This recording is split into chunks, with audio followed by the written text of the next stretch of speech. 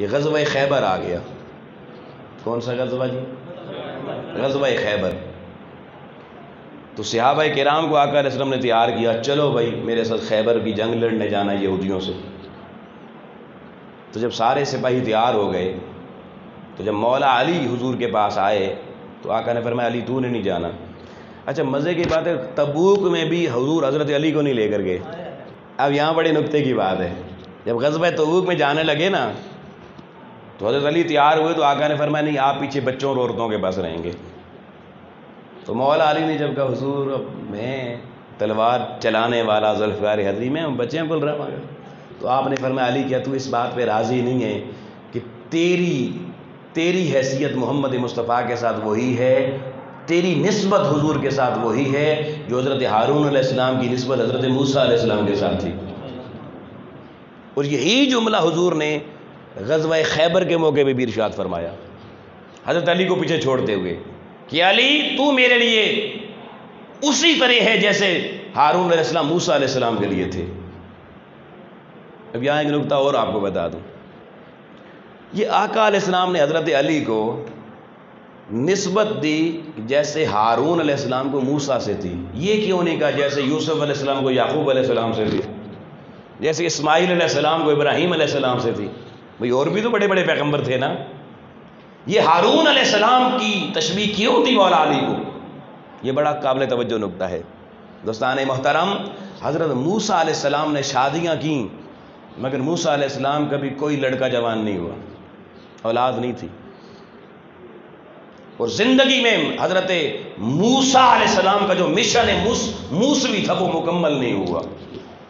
تو موسیٰ علیہ السلام نے جب دیکھا بھئی میری عمر تو قریب ہو گئی ہے اور ابھی میرا دین غالب نہیں آیا اس طریقے سے، ابھی مشن ادھورا ہے، تو انہوں نے اللہ پاک کی بارگاہ میں دعا کی، قرآن میں موجود ہے کہ وَاجْعَلْ لِي وَزِيرًا مِّنْ أَهْلِي ہارون آخی، اے اللہ میرے خاندان سے میرا ایک وزیر بنا، ایک پیچھے نگہبان بنا، اور نام بھی کہا وہ ہارون ہو، وہ میرے خاندان سے ہو۔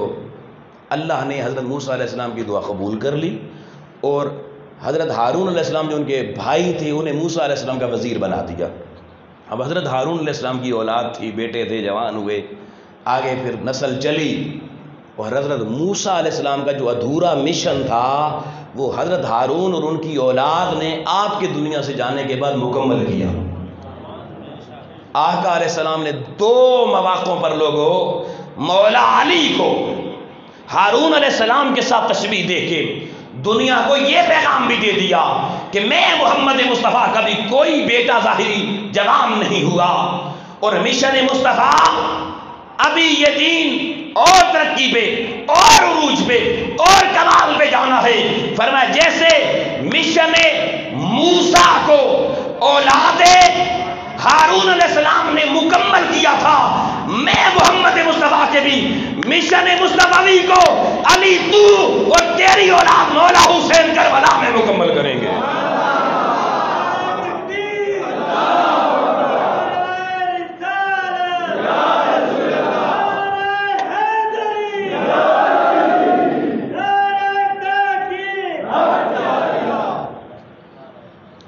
تو یہ اس امر کی طرف اشارہ تھا کہ حضور کے دین کے کئی چیپٹر ایسے تھے جو کربلا میں آ کے مکمل ہوئے، اور مولا علی کی اولاد سے ہونے تھے، اس لیے تشبیہ دی ہارون علیہ السلام سے۔ تو غزوہ خیبر کے وقت بھی مولا علی کو حضور نے کہا آپ نے پیچھے رہنا ہے، آپ رہ گئے۔ لشکر خیبر پہنچ گیا۔ اب محاذ خیبر پہ 3 دن تک لڑائی ہوئی اور تینوں دن لشکر اسلام کو فتح حاصل نہ ہوئی۔ اب ادھر مولا علی کو کس ذرائع سے پتہ چلا یہ تو اللہ ہی بہتر جانتا ہے، مگر مولا علی خود ہی مدینے سے چل کے پیچھے سے خیبر تیسرے دن پہنچ گئے۔ یہ حدیث میں اس کی ڈیٹیل نہیں ہے کیسے پہنچے، مگر تیسرے دن شام کو آقا علیہ السلام نے اعلان کیا کل صبح میں اسلام کا جھنڈا اس مرد مجاہد کے ہاتھ میں دوں گا جو اللہ سے محبت کرتا ہوگا اور اللہ اس سے محبت کرتا ہوگا، اور اس کے ہاتھوں سے اللہ خیبر کا قلعہ فتح کر دے گا۔ اب جو مجاہد لڑنے کے لیے گئے ہوئے ہیں ان میں بڑے بڑے تگڑے مجاہد موجود ہیں، اور وہ رات صحابہ کرام کے لیے بڑی عجیب رات تھی کہ اب اس جماعت میں سے کسی ایک شخص کو نومینیٹ کرنا ہے اللہ کی محبت میں کامل شخص جس سے رب محبت کرتا ہے. حضرت سیدنا فاروق اعظم کہتے ہیں کہ وہ ساری رات عمر سو نہیں سکا اور ساری رات سجدوں میں سر رکھ کے گریہ کرتا رہا اور یہ دعا کرتا رہا مولا صبح اٹھیں تو حضور علیہ السلام جب اعلان کریں تو میرا نام آئے. یقیناً ہر صحابی کی یہ خواہش تھی اور ہر صحابی اس کا مستحق بھی تھا، مگر اب تخصیص تو کسی خاص کے لیے ہوتی ہے، انعام تو کسی ایک کو دیا جاتا ہے.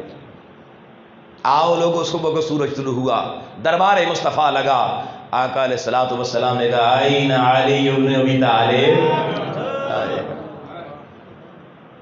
مولا علی کو پیش کیا گیا. حضور آنکھیں دکھ رہی ہیں، اب آنکھوں میں آشوب چشم ہے، دکھن ہے، چبھن ہے.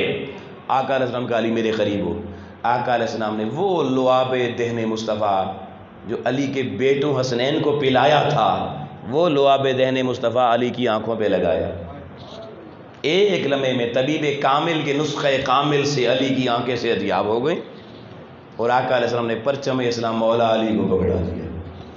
اب مولا علی وہ شخصیت ہے جو صرف اللہ سے محبت نہیں کرتی، اللہ خود ان سے محبت کرتا ہے.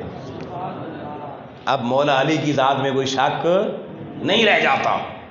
جھنڈا پکڑا، مولا علی گئے قلعہ خیبر کی طرف. دوستان محترم، جب باب خیبر پہ پہنچے نا گھوڑے کو ایڑ لگا کے، تو باب خیبر جو تھا اس کے باہر ایک بڑا پتھر حدیث میں آتا ہے وہ پڑا ہوا تھا، پرانا پتھر. وہاں پہ مولا علی نے جھنڈا پکڑا ہوا تھا ہاتھ میں. اب جھنڈے کے اوپر جھنڈا ہوتا ہے، نیچے ڈنڈا ہوتا ہے. تو مولا علی گئے نا جب وہاں پہ باب خیبر کے پاس، تو اب مجاہد نے جنگ لڑنی ہے اور اکیلا مجاہد ہے، ایک ہی اکیلا تنہا مجاہد. تو ایک ہاتھ میں تلوار ہوتی ہے، دوسرے میں ڈھال ہوتی ہے، تو جھنڈا کدھر کریں؟ تو مولا علی نے یہ کیا کہ وہ جو باہر سخت مضبوط پتھر دروازہ خیبر کے باہر پڑا تھا، آپ نے زور سے ڈنڈا اس پہ مارا. حدیث میں آتا ڈنڈا پتھر کے اندر گڑ گیا، جھنڈا لگ گیا.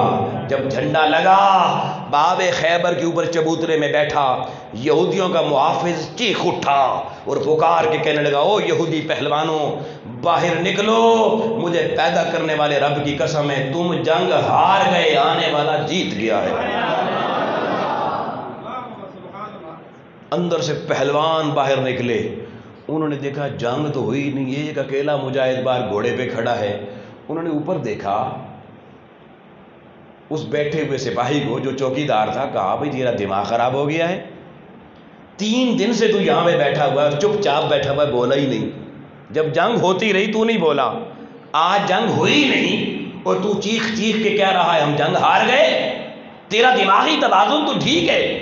لوگوں، وہ یہودیوں کا واچ مین جو اوپر بیٹھا ہوا تھا وہ کہنے لگا او پہلوانوں میرا دماغ خراب نہیں ہوا، میں نے توریت میں پڑھا تھا کہ جو شخص باب خیبر کے دروازے پہ رکھے ہوئے پتھر پہ اپنے جھنڈے کا ڈنڈا گاڑ دے گا وہی خیبر فتح کر کے جائے گا. اور جھنڈا لگ گیا ہے، اب تم نہیں جیت سکتے. دوستان محترم، پہلوان مقابلے میں آئے، مولا علی سے مقابلہ شروع ہوا اور 7 پہلوان مقابلے میں تھے اور مولا علی اکیلے جنگ لڑ رہے تھے. لڑتے لڑتے ایک وقت ایسا آیا کہ پہلوان نے زوردار اپنا وار مولا علی کی ڈھال پہ کیا اور مولا علی کے ہاتھ میں جو ڈھال تھی نا وہ 2 ٹکڑے ہو کے زمین پہ گر گئی. اب مجاہد ڈھال کے بغیر جنگ کیسے لڑے؟ کیونکہ دشمن کا وار ڈھال سے روکنا ہوتا ہے، تلوار سے جنگ لڑنی ہوتی ہے. آؤ مسلمانوں، ذرا اپنے کلیجے اس در آل مصطفیٰ کی حضوری میں حاضر کر کے یہ بات سننا کہ مولا علی کی ڈھال میدان جنگ میں زمین پہ گر گئی ہے، سامنے جری پہلوان ہیں. اب پہلوان خوش ہوئے کہ مقابلے میں آنے والے اب ہمارے واروں سے تمہیں کون بچائے گا.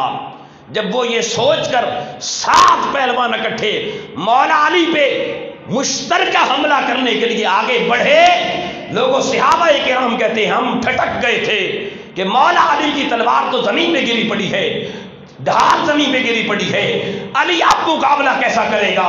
ہم حیران تھے، ہماری نظروں نے یہ منظر دیکھا کہ مولا علی آگے بڑھے اور وہ باب خیبر، وہ دروازہ خیبر جو 20 فٹ چوڑا تھا، 10 فٹ اونچا تھا، 40 بندے جس کو پکڑ کے کھولتے تھے، 40 بند کرتے تھے، مولا علی کے ایک ہاتھ میں تلوار ہے، دوسرا ہاتھ باب خیبر کو ڈالا اور مولا علی نے باب خیبر کو ایک ہاتھ سے زمین سے اٹھایا، فضا میں بلند کیا اور ساتھ پہلوانوں پر پھینک کے مولا علی نے ڈھال کے طور پہ باب خیبر کو استعمال کر دیا۔